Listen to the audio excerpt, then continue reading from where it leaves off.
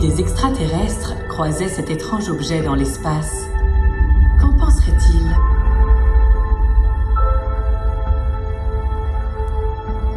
Face à son grand miroir, devinerait-il qu'il s'agit d'un télescope, construit par une drôle d'espèce curieuse d'observer son univers?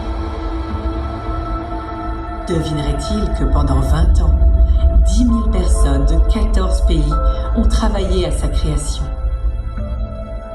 Et qu'il a été conçu pour observer les débuts du temps et de l'espace? Mais surtout, devinerait-il qu'il est à leur recherche?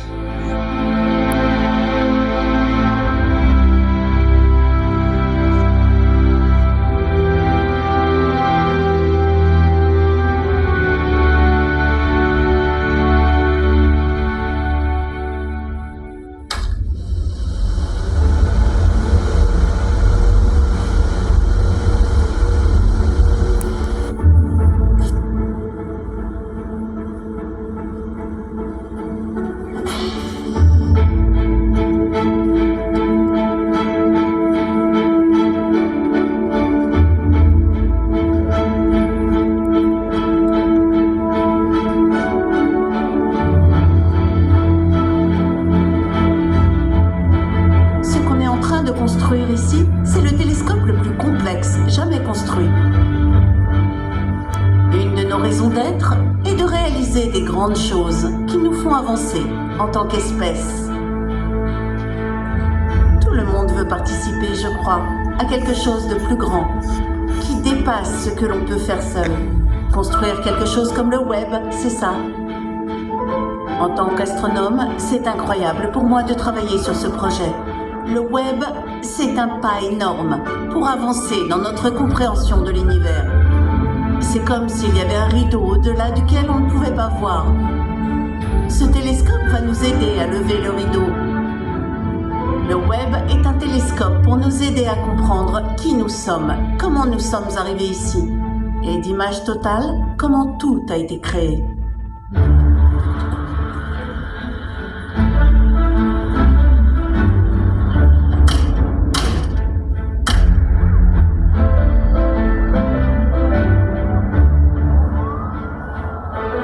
Le télescope est enfin prêt pour son voyage de 10 000 km par le canal de Panama jusqu'à son site de lancement en Guyane française. Il a coûté 10 milliards de dollars. La NASA et ses partenaires, l'Agence spatiale canadienne et l'Agence spatiale européenne, l'ESA, comptent sur lui. Échouer serait un désastre.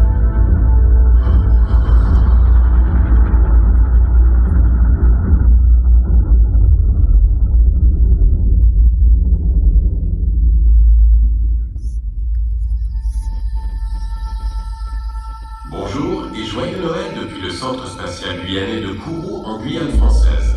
Ici, au centre de contrôle, nous sommes tous extrêmement concentrés sur la phase de lancement qui approche. J'étais chez ma mère pour regarder le lancement à Bree Branch en Arkansas, un coin de campagne au milieu de nulle part. C'était très beau.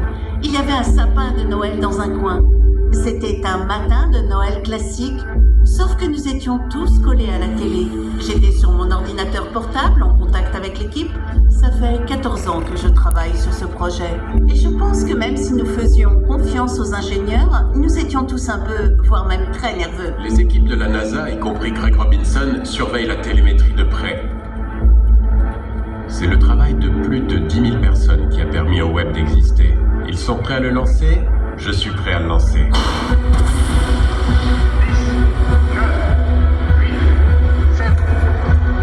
On retient toujours son souffle pendant un lancement. On a des papillons dans le ventre quand les flammes apparaissent. Un lancement, c'est un choc. Tout s'illumine d'un coup pendant cette explosion qui vous met en orbite. C'est l'environnement le plus violent imaginable. On sent le sol et le bâtiment trembler.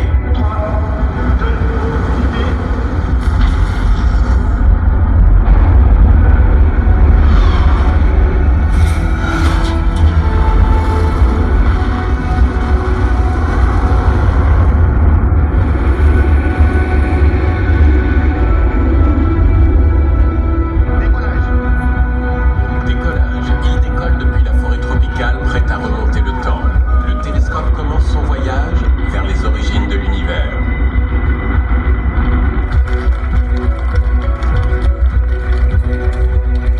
Voici la vue depuis la caméra de l'étage supérieur. La séparation du télescope spatial. La séparation du télescope spatial James Webb. À partir de maintenant, l'équipe de contrôle du télescope prend le relais. Les voilà à l'Institut des sciences du télescope spatial. Leur travail ne fait que commencer. 45 secondes après le début de la vidéo, quelque chose se déplie, un panneau en forme d'accordéon. C'est un peu plus tôt que prévu, mais le panneau solaire se déploie. Et nous n'étions pas censés voir ça.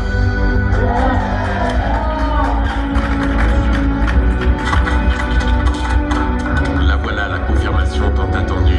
Le télescope est sur le bon chemin et autonome en énergie.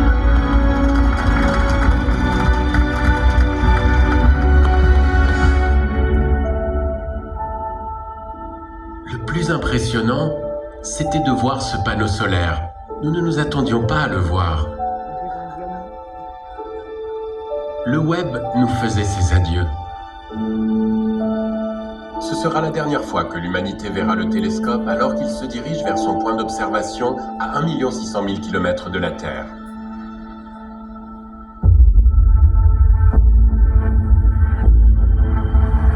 La partie la plus risquée de la mission commence alors. Au cours du mois suivant, le télescope doit voler vers un emplacement appelé L2, 4 fois plus loin que la Lune. Sur le chemin, plus de 300 déploiements doivent se dérouler sans problème pour qu'ils fonctionnent. On les appelle des points de défaillance uniques. Un point de défaillance unique veut littéralement dire que si une seule chose tourne mal, tout échoue. Il n'y a ni solution de secours ni autre alternative. Une douzaine de points serait déjà beaucoup.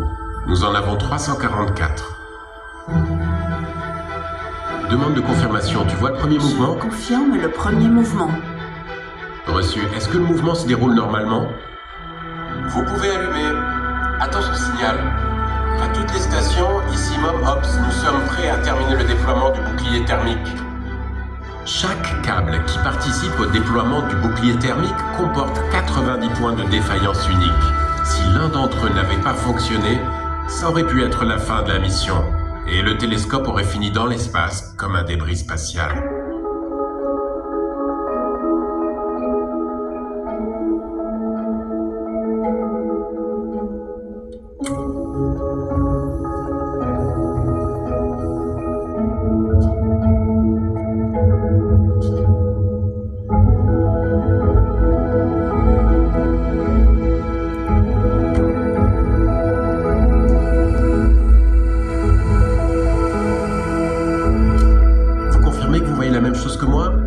Principal. Nous sommes d'accord. Et le web est entièrement déployé. Nous avons un télescope dans l'espace. On vient de déployer le télescope. Quand j'avais 10 ans, une nuit, j'étais dans un champ. Ma mère me cherchait et je ne répondais pas parce que j'étais allongé par terre à regarder les étoiles. Je regardais les satellites qui traversaient le ciel. Ma mère m'a demandé ce que je faisais. Elle s'est allongée et je lui ai dit « Tu vois ça? Ces choses là-haut, je veux en faire voler une. Et aujourd'hui, j'en fais vraiment voler une. »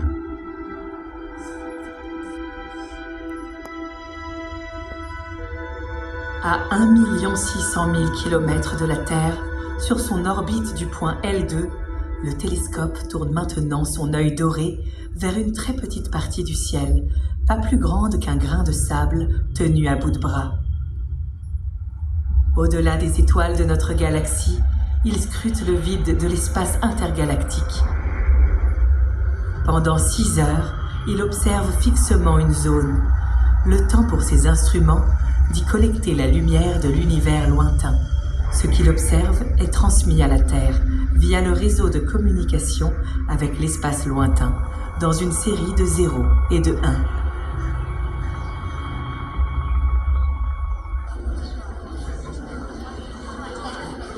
Bonjour à tous, nous sommes en direct. Nous travaillons tous pour ce moment depuis 20 ans.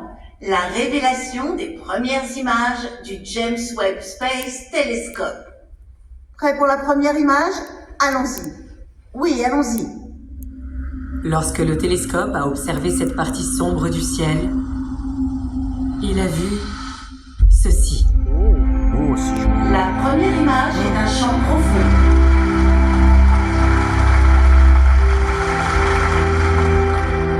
À l'exception des étoiles pointues, tous les points lumineux de cette image sont des galaxies. Elles sont de toutes tailles, de tous âges et de toutes les couleurs. L'image du champ profond devait servir à tester le télescope. Elle était en réalité bien meilleure que prévu. Tous ces points que vous voyez ne sont pas des étoiles. La plupart sont des galaxies, comme des villes, chacune composée de 100 à 300 milliards d'étoiles. Les galaxies les plus brillantes font partie d'un amas situé à 4 milliards d'années-lumière. Leur lumière a mis 4 milliards d'années à nous atteindre. Elle a quitté ces galaxies au moment où le système solaire et la Terre se formaient. Mais on peut voir encore bien plus loin que cela sur cette image. L'autre chose qui est incroyable, c'est que l'univers nous offre un télescope encore plus grand. Ces petits arcs de forme étrange, ces éléments courbes qui ne semblent pas être des galaxies. Ce que vous voyez là est un effet de la courbure de l'espace. Un espace comme celui entre vous et moi, mais où la géométrie opère différemment.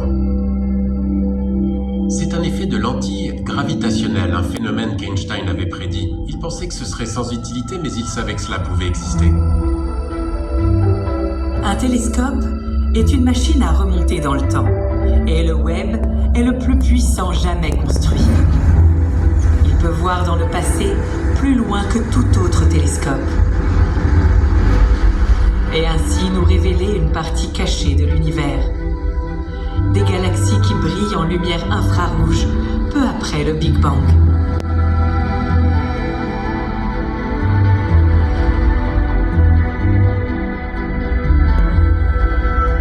Il y a plusieurs véritables rubis tout rouges sur cette image. Il y en a un et un autre et encore un autre. Oui, ils sont là. Oui, ça va marcher. Cette photo ne mesure que quelques pixels. Et c'est pourtant un instantané de l'enfance de l'univers.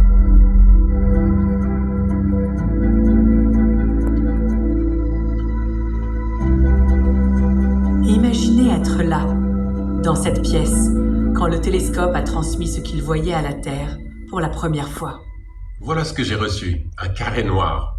L'image est là? L'image est bien là, mais pour la voir, il faut la révéler. Ici, on ne voit que les régions les plus brillantes. Ce sont les centres des galaxies et les étoiles brillantes. Et puis, plus de détails commencent à apparaître petit à petit. Sur le moment, j'ai pensé, je ne peux pas croire que je suis la première personne au monde qui voit ça. Cette image du Webb, c'était incroyable. Je n'arrivais pas à croire ce que je voyais. Quand je me suis éloigné des pixels pour voir l'image complète, c'était très émouvant. C'était incroyable.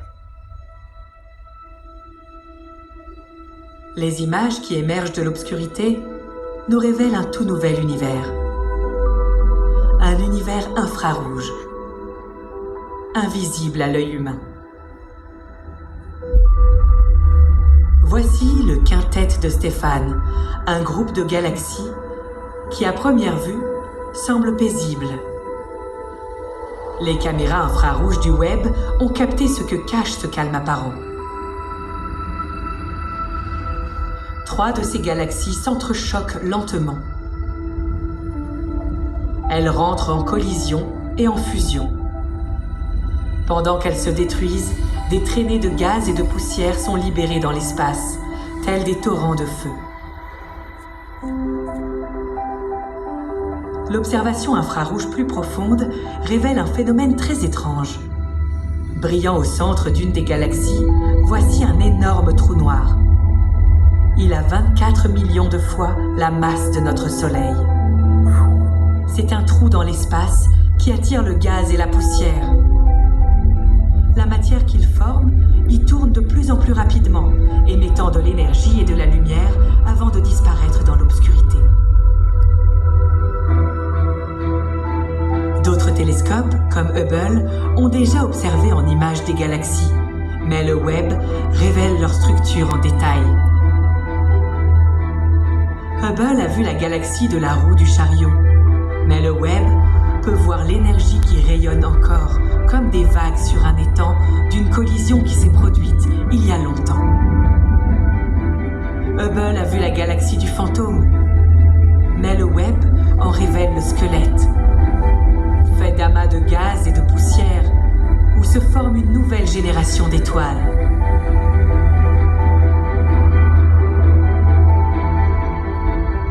Dans la nébuleuse de la Tarentule, le télescope voit naître des étoiles.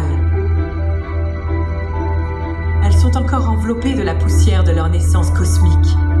Mais la lumière infrarouge peut traverser cette poussière et nous plonge pour la première fois dans une nurserie stellaire.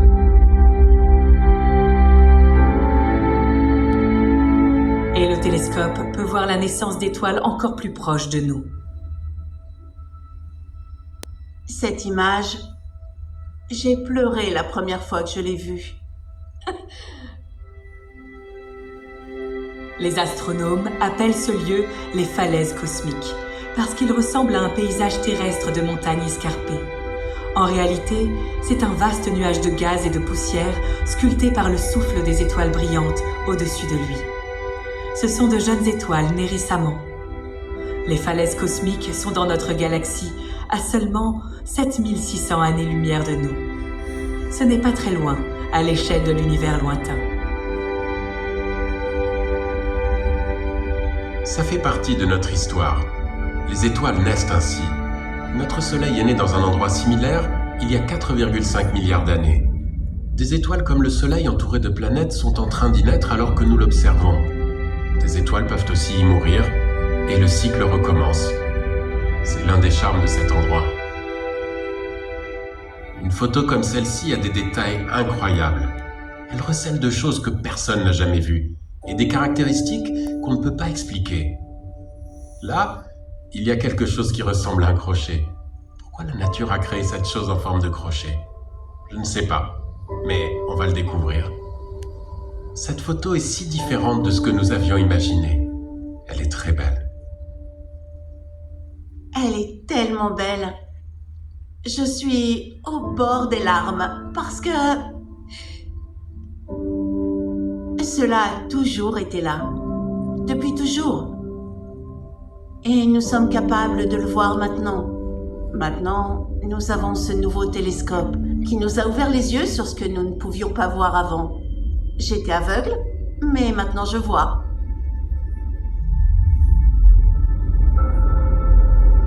Le télescope nous a montré comment les étoiles naissent. Il nous montre aussi comment elles meurent. Quand le carburant commence à manquer dans le noyau d'une étoile, elle devient instable. L'étoile au centre de la nébuleuse de l'anneau sud libère du gaz et de la poussière, formant une énorme bulle qui s'étend à plusieurs milliers de kilomètres/heure. Le Webb a trouvé une étoile proche d'une fin encore plus dramatique. Elle deviendra bientôt une supernova. Elle explosera en une boule de feu capable d'illuminer toute la galaxie. Voici les restes d'une supernova visible en 1667, peu de temps après l'époque de Galilée. L'étoile n'est plus là, mais sa matière s'est répandue dans l'espace interstellaire, où elle participera à la formation de nouvelles étoiles et planètes dans un cycle de naissance, mort et renaissance. Les éléments qui ont formé notre Soleil, notre planète, nous, sont aussi nés d'explosions d'étoiles, comme celle-ci. Nos atomes sont immortels. Nous sommes de la matière recyclée. Nous sommes de la matière recyclée? Oui, nous sommes de la matière recyclée. Et c'est bien.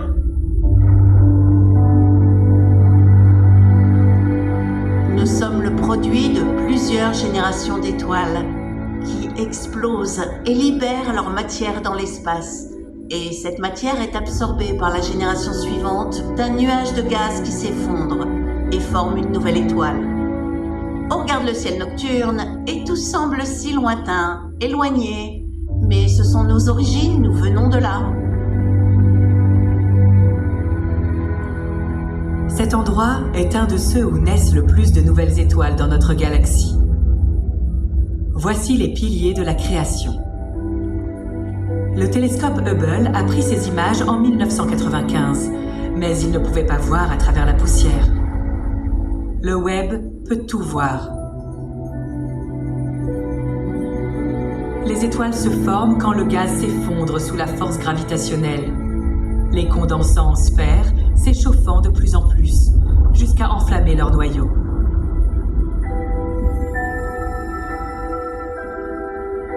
Voici une étoile qui sort à peine de son cocon.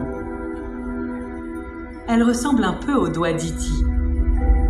Et c'est en effet une touche de vie. Les éléments les plus lourds se créent lors de la formation des étoiles. Les atomes entrent en collision pour former l'oxygène que nous respirons, le fer dans notre sang, le calcium de nos os. Tout nous vient d'une étoile.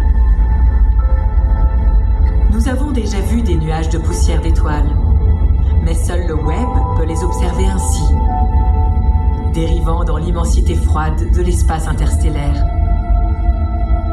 Ces instruments y ont identifié des cristaux de glace contenant du dioxyde de carbone, du méthane, de l'ammoniac et même de l'eau, les briques essentielles à la vie.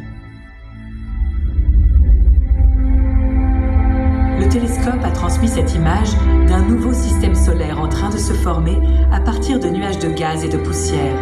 Au centre, on voit une ligne de matière qui tourne pendant que l'étoile naît. Le disque protoplanétaire. Ce disque de poussière stellaire est une réserve de nouvelles planètes. Certaines deviendront des géantes gazeuses comme Jupiter et d'autres seront rocheuses comme la Terre. Ainsi s'est formé notre système solaire il y a 4,5 milliards d'années. Le télescope peut aussi tourner son regard vers nous pour observer dans le détail nos voisins planétaires. Les anneaux gelés de Neptune brillent dans la lumière infrarouge. Uranus, la seule planète de notre système solaire inclinée à 90 degrés. Les astronomes pensent que cela pourrait être dû à une collision avec un autre objet céleste dans un lointain passé. Saturne, avec ses célèbres anneaux et quelques-unes de ses 146 lunes. Les astronomes espèrent en trouver davantage, peut-être même dans cette image. Jupiter, enveloppé de nuages d'ammoniac et de méthane congelés, et ses lunes, découvertes par Galilée avec son télescope il y a 400 ans.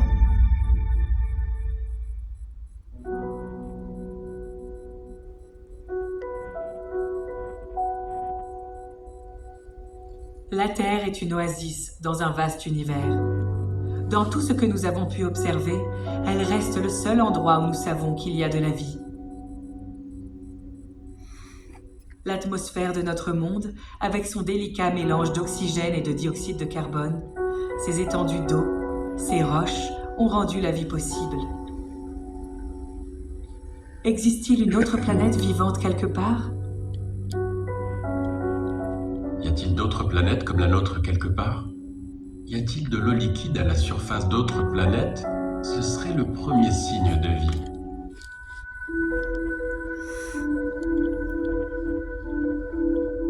Jusqu'à récemment, les seules planètes que nous connaissions étaient celles de notre propre système solaire. Et puis nous avons découvert l'existence d'exoplanètes, d'autres planètes orbitant autour d'autres étoiles, des milliers d'autres planètes. Le télescope tourne à présent son regard vers un système stellaire situé à 40 années-lumière de la Terre. TRAPPIST 1. 7 planètes orbitent autour de son étoile. Elles ne sont pas faites de gaz, mais sont petites et rocheuses, comme la Terre. Sur les planètes les plus proches de cette étoile, les températures sont sans doute trop élevées pour qu'une atmosphère existe. Et les plus éloignées sont sans doute gelées. Mais sur les 3 planètes du milieu, de l'eau pourrait exister à l'état liquide. TRAPPIST 1 pourrait être le meilleur système que l'on ait découvert. Il est composé de plusieurs planètes, une belle variété de destinations pour des vacances. Des planètes très froides, des planètes très chaudes. TRAPPIST 1 est vraiment unique. Poussant le télescope à sa limite, L'équipe tente de détecter une atmosphère autour de l'exoplanète TRAPPIST-1. Aucune exoplanète rocheuse avec une atmosphère n'a encore été trouvée. Ce serait un pas de géant dans la recherche de la vie. L'univers est tellement grand. Je crois qu'il n'y a aucun doute. Nous ne sommes pas seuls. Il y a tellement de possibilités que, statistiquement, vous pouvez décider par vous-même. J'accepterai ce pari sans hésiter. Sommes-nous la seule planète où cela s'est passé? Sommes-nous vraiment seuls? Oui, je crois qu'il y a de la vie ailleurs. La trouverons-nous? Je crois que oui. De mon vivant, mon Dieu, je l'espère. Parce que je veux savoir. D'où venons-nous? Comment l'univers a commencé? Sommes-nous seuls? Nous nous sommes toujours posé ces questions et nous commençons enfin à avoir des réponses. Ce télescope a transformé la nuit. Bientôt, nous verrons le commencement du temps et de l'espace. Bientôt, nous verrons la première lumière. Nous savons qu'il existe 1 milliard de